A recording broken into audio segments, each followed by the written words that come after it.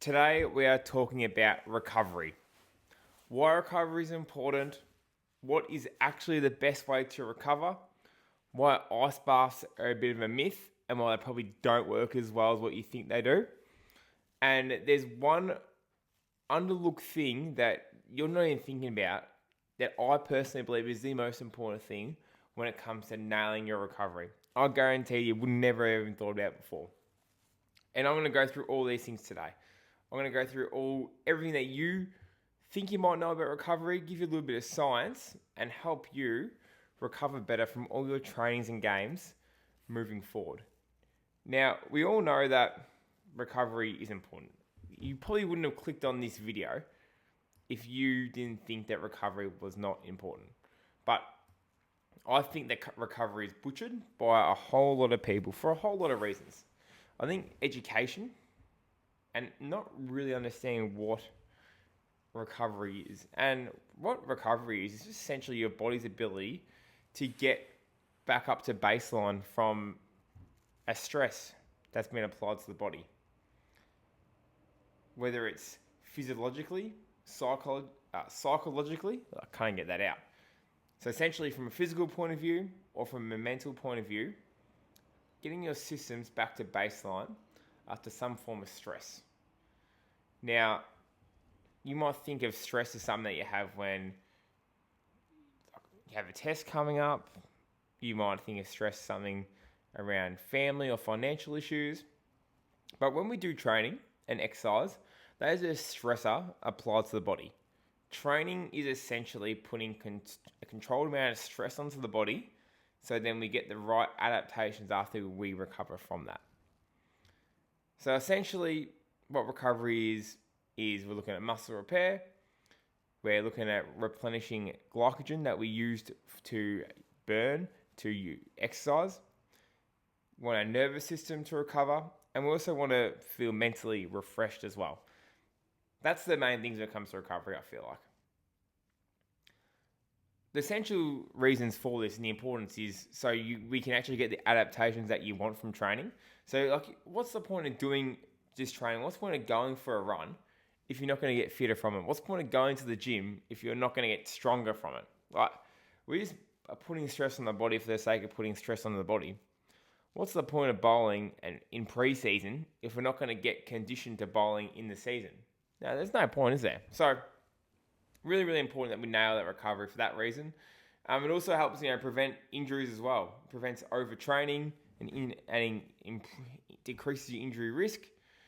And then on the back of both of those things there, it helps increase your performance and helps improve your ability to get better and learn and acquire skills. Become a better bowler, better batter, better fielder, better keeper, etc.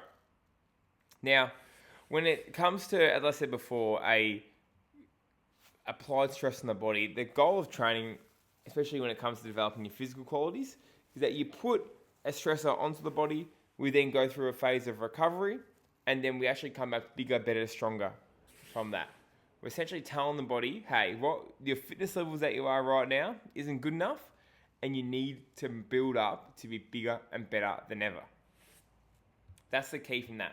When we go to the gym, we cause little micro tears on the muscle. And then essentially, as a part of the natural muscle building process, we build those back up a little bit stronger, with a bit of a harder edge to them. So then we can come out the next week, and then we're even stronger. Then we keep on challenging the body. We challenge the body. That's why the training needs to be hard. Because if it's not hard, then the body's not going to think it needs to get bigger or better or stronger. That's the point of that. That's the main reason there. So it's really important that we're thinking about that. And obviously, when we use our energy for exercise, training, games, whatever it is, we're burning through our carbs, we're burning through our energy stores. That's going to make us tired and fatigued, and we need to replenish that. So we need to make sure we fill up our fuel tank once again. Otherwise, we're not going to be going anywhere.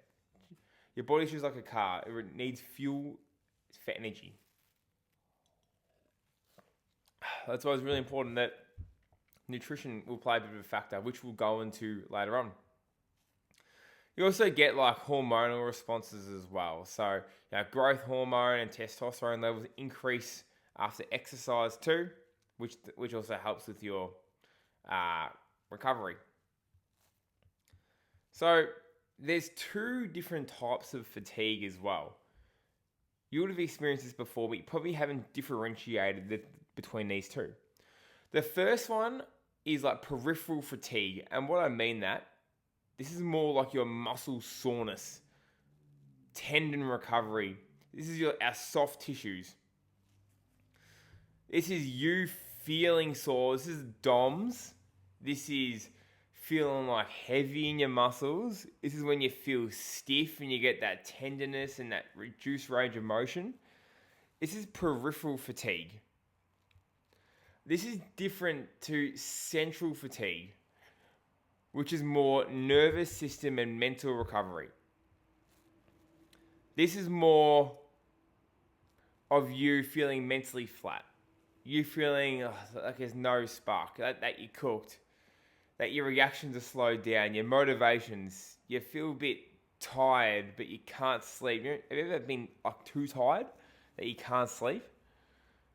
This is when you might be a bit emotional and snappy. This is when you're just cooked. There's two different ways between, two different recovery methods, being sore and then being cooked. And we both understand that, I feel like you understand the difference, but you'd never really thought of them as two different ways to recover differently from. And both require two different levels of support. Let's go back to peripheral fatigue when our muscles are really, really sore. So we've all done a hard gym session, right? We've pulled up sore, we've had DOMS, or you've pulled up sore from a bowling session in your sides, or you've thrown a lot in your shoulder, and you're just sore and you feel stiff, and you're, oh, God. So there's a big five, there's probably a big 3 or 4 when it comes to recovery with this.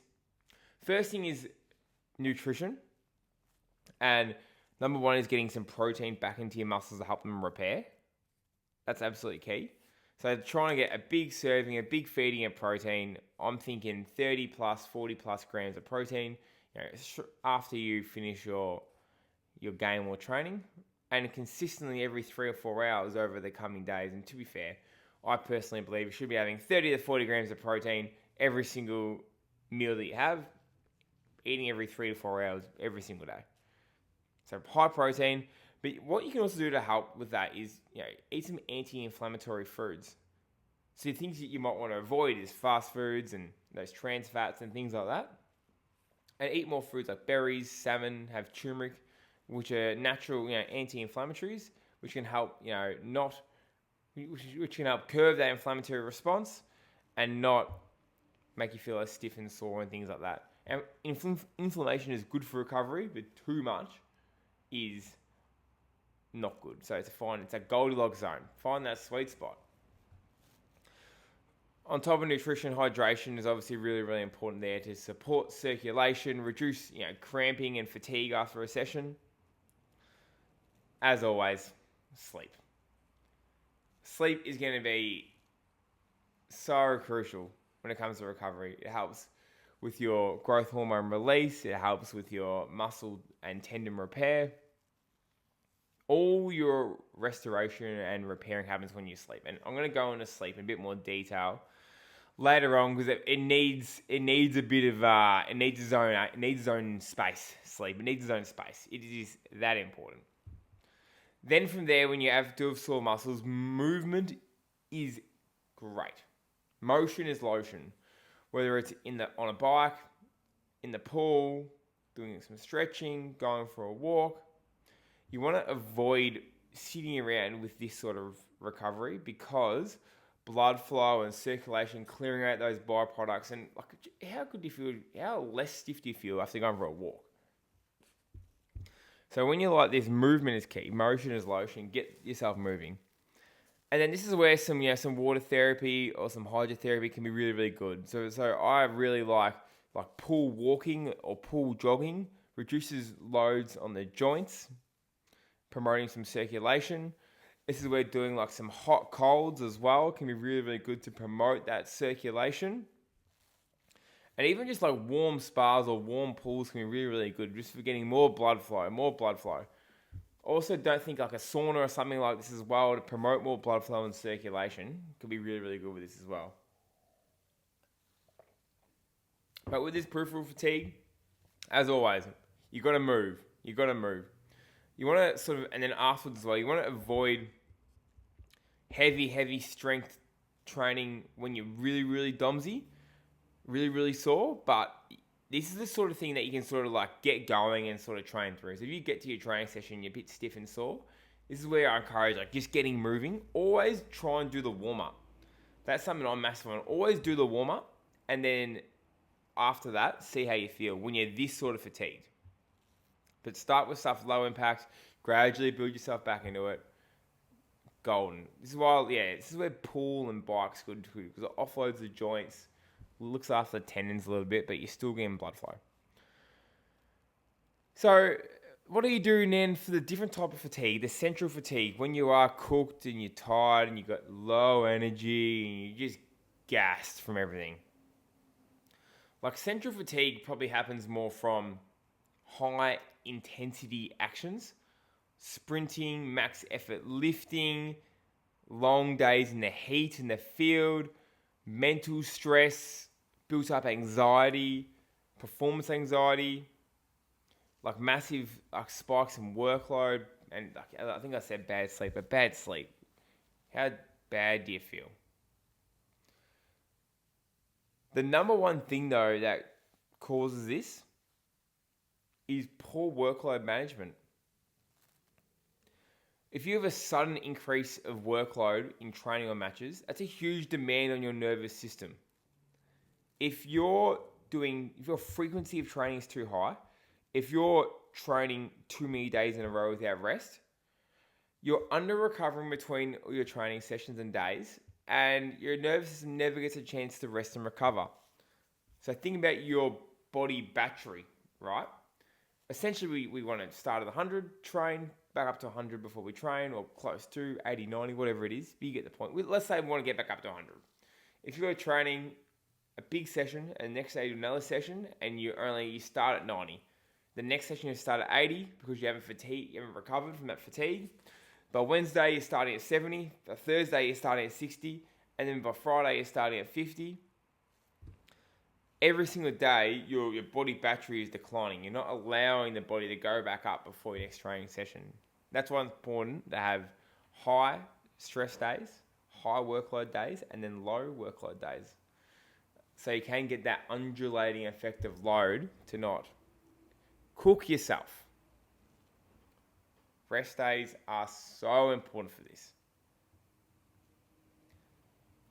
So what do you do? How do you recover? As I said before, the number one thing that you are underlooking is your overall workload. Are you just doing too much for what you can handle right now? Now, the workload, you might have an aspired workload that you want to be able to get to, but you can't just jump to that out of nowhere. Now, if we use a practical example in cricket, someone like a Pat Cummins, start of his career, couldn't handle the workload that they wanted him to play. First class cricket, one day cricket, 2020 cricket, stress fracture. His body couldn't handle it. His workload management would have been poor. But through training, through learning, through getting better, now he can tolerate playing, 15, 20 tests in a row, be a workhorse, not get injured. But he didn't start there. He had to earn the right to handle that workload. And that's important for you to realize too. Yes, you want to train more, but you can only train, I would suggest 10% more every single week. I wouldn't be going massive spikes in workload. That leaves you at risk for injury and just burning yourself out. So really important with this one. This is the most important thing. Don't do stupid amount of training. Focus on the quality of training over the quantity. Understand how much your body can handle and don't overdo it because you are not superhuman. You have not somehow changed how the human body responds to training. You can only do 10 to 30% max of more training than what you did last week, every single week, if you want to not get injured or burn yourself out. Let's make that clear. You cannot skip the hard work to get to a high workload amount of training. You need to put the work in. Everything needs to be dialed in. Nutrition, training. This is why I think following a program is like golden. Because as a coach, let's say you're my online client and I'm helping you. I can set this progression of workload out for you, and you just got to go to training and just do the work. Whereas if you're doing it by yourself, you're so much more likely to do more. You're so much less likely to take that rest day. You're so less likely to pull back when required, or you might not know when to pull back or when to push. There's times where I go, no, you need to be doing more training. You say you want to be, I had this conversation with my online clients. He's telling me he wants to play this level of cricket by next season. And we're working together, we've got a plan, working together for a year to try and get there. I'm like, mate, the amount of work that you're putting in right now, it's impossible for you to get there. Your body needs to be fitter. You need to be stronger. You need to be able to handle more workload to play that level. Like if you want to play back-to-back days of cricket, if you want to play in rep cricket carnivals, you're going to need to be able to handle those workloads. And that was a tough conversation, but it's what I love my online clients. I love the clients I work with. I just want them to succeed and get the most out of themselves. And I'll do anything I can for that to happen. So I can control their workloads from a bowling, gym, running point of view, so that I can control this, so that we're not burning players out. And if you are interested in my online coaching, I do have links down below. Next one is sleep. If you're not getting 8 to 9 hours sleep with consistent wake-ups, then your nervous system's always going to be fatigued. Sleep is crucial with this. You can't out-recover a bad sleep. Sometimes, once again, with workload and training, you need to be eating, fueling your body. If you're in a calorie deficit, in a high-load training period, you're losing body weight. We're not ever topping up that fuel tank. So you're going to feel flat. You're not going to have energy. Super, super, super important with this. And then when it comes to this as well, some mental recovery, having some strategies to help your mindset and your body refresh, whether it's just time away from your phone. Get that phone away. After you've scrolled through all my reels and you've liked them all and you've shared them with a friend, you chuck that phone away. You don't want to see it ever again. You've gone on, you've subscribed to my YouTube channel, you've listened to my podcast, but after that, the phone's gone away. You might have an hour off your phone, you might just go read a book, have some music playing in the background, something nice and relaxing to switch off your mind. It might just be you go and have a coffee with a friend, but you just leave that phone at home. Or you leave the phone in the car. It might be doing a little bit of journaling, as I said, reading your favourite book. Something that just takes your mind away from stimulation, from things that cause you stress. Something to switch the brain off and just allow you to spend time for yourself. Mentally just refresh and relax yourself. That's so underrated. So underrated. It's really important that you have time away from your screen, you need to manage your stress. So important. So important. It's one of the most important things I think that's going around. That's managing your stress levels. Now, this also helps with your sleep. Now, we've all tried to go to sleep fatigued, but we can't go to sleep. We try to go to sleep when we're stressed and anxious and we can't go to sleep. We've all wanted a good night's sleep and not had one. Like even last night for me, I wanted a good sleep.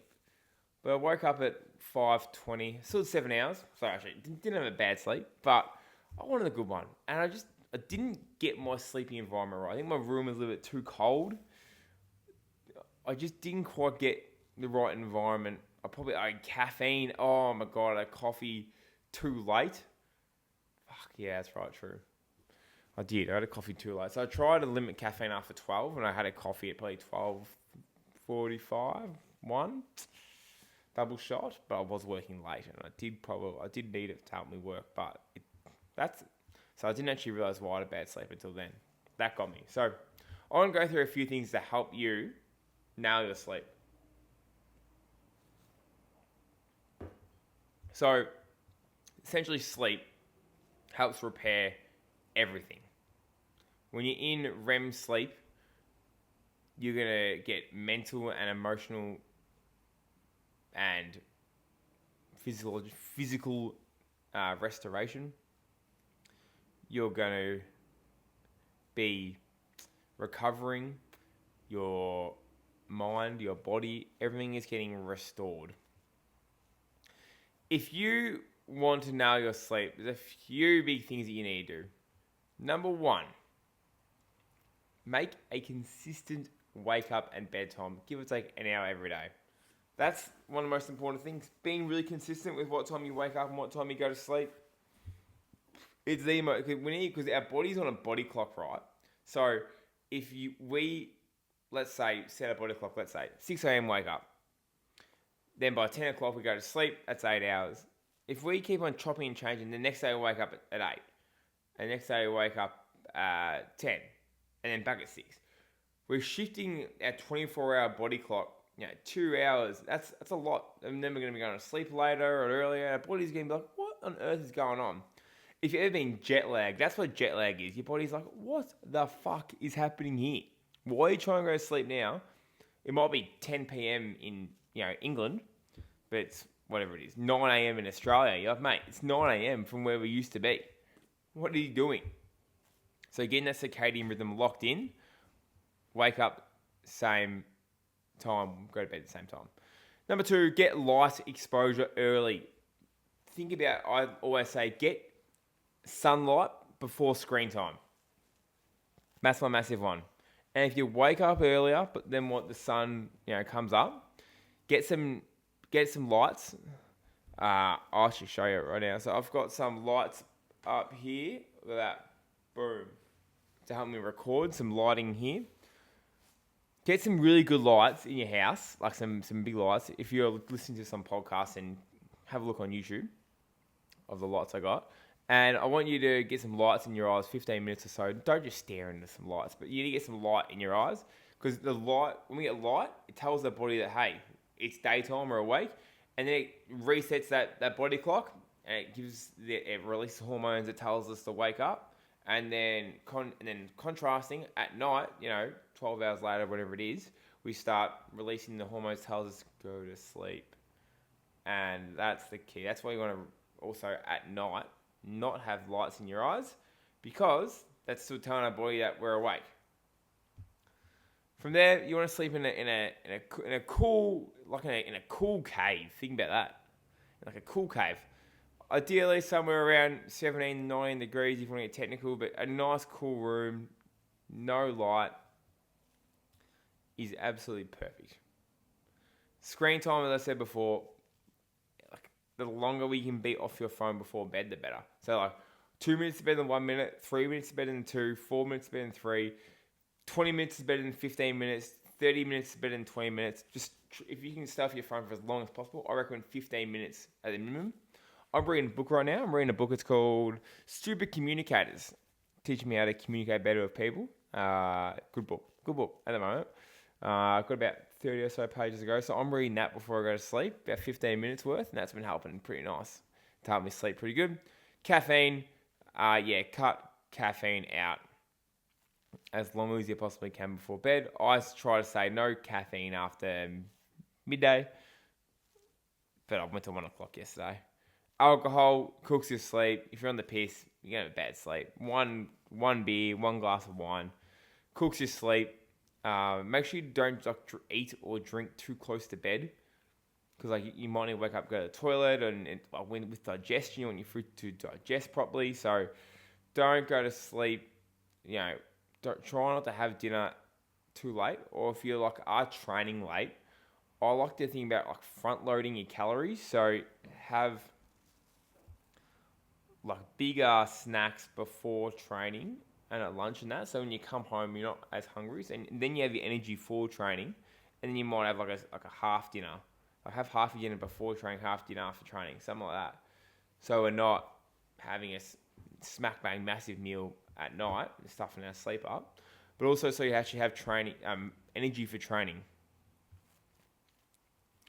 And then mindset-wise, like do some things to switch your mind off, like some music, read a book, do like a mind dump and a reflection. Is really, really nice ways to think about that. So that's sleep. We've gone through two different types of recovery. I talked about ice baths at the start. Now, ice baths have some benefits. They don't. I think they're overrated personally. They have been shown to reduce muscle growth after a session. So if you're having a gym session, it won't be the best idea to have an ice bath. Ice baths are pretty big stress on the body too. So I wouldn't be doing an ice bath for central fatigue. I would do it if you're experiencing like a lot of muscle soreness and you need to get up and play the next game. This is why ice baths are nice for in between like back-to-back games. If you like doing them, you can do them, but there's no real science backing them up to say they're unbelievable. You're definitely not an essential, so don't go out buying an ice bath and things like that if you don't really need to, if you don't really want to. It's do it if you want, but I'm not really going to recommend really anyone doing an ice bath unless they're probably playing back-to-back games and they're really, really, really sore. Now, in a professional environment, when you've got plenty of time and, if you're a professional cricketer, then sure, absolutely. Ice bath, hot, colds, that's your job to find that 1%, that 0.5%. But for the average Joe, let's say for the amateur cricketer, or junior cricketer, or the premier cricketer watching this, or local cricketer watching this right now, if you've got 20 minutes, I'd probably say if you are sore, you're better off going for a 20-minute walk, a 20-minute cycle, or a 20-minute swim over a ice bath. 100%. 100%. Because what we want is that circulation. We want that movement. We want that blood flow. So I think they're a little bit overrated. They can cause high amounts of stress for people too. Like if you're going like, oh shit, I don't want to do an ice bath. Oh no, then don't do it because as mentioned before, that can cause some central fatigue, elevated stress. But if you like doing it and you feel like doing it and you like if it makes you feel good, then do it. But if it doesn't make you feel good, then don't feel like, oh, I'm unprofessional because I'm not doing an ice bath. That's not the case. So I think I'll just summarize saying like the big rocks when it comes to recovery: sleep, nail your sleep, nutrition, hydration, replenish and refuel your fuel tanks, manage your stress, find ways to mentally switch off and live in a low stress environment, a lower stress environment. Stress isn't bad, but you want to have controlled amounts of stress. Make sure you can manage your stress. From there, some light movement if you're sore. If you're cooked, rest. That's probably the main difference. If you're cooked and have central fatigue, you want to rest up, recover, allow yourself to recharge. If you're just sore, motionless lotion, get yourself moving. And that, for me, they're the big rocks when it comes to recovery. If we're nailing that, good things happen. Good things happen. And then you can do whatever you want after that. Whether it's your massage, whether it's your ice baths, your sauna, whatever it is. Do them after you spend time doing those things. That's the key.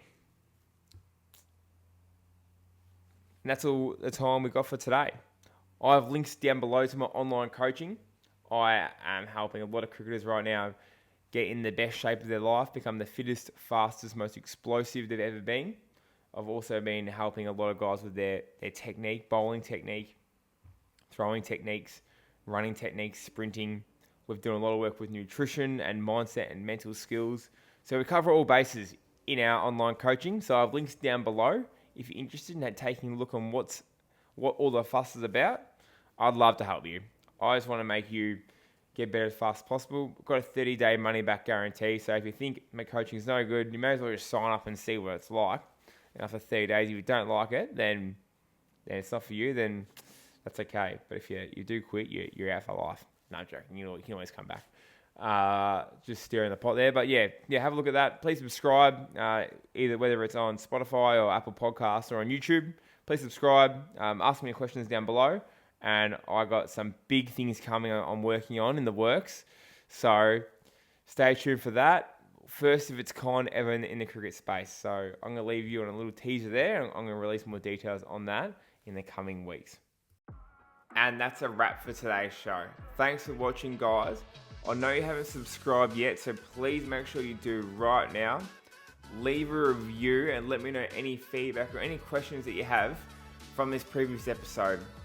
If you are interested in becoming the best cricketer that you've ever been and getting coaching from me, I have all my links down below in the description for either my in-person and based in Melbourne or my online coaching where you can be anywhere around the world. Thanks, guys. Feel free to share with a friend, and thanks for tuning in. Win the day.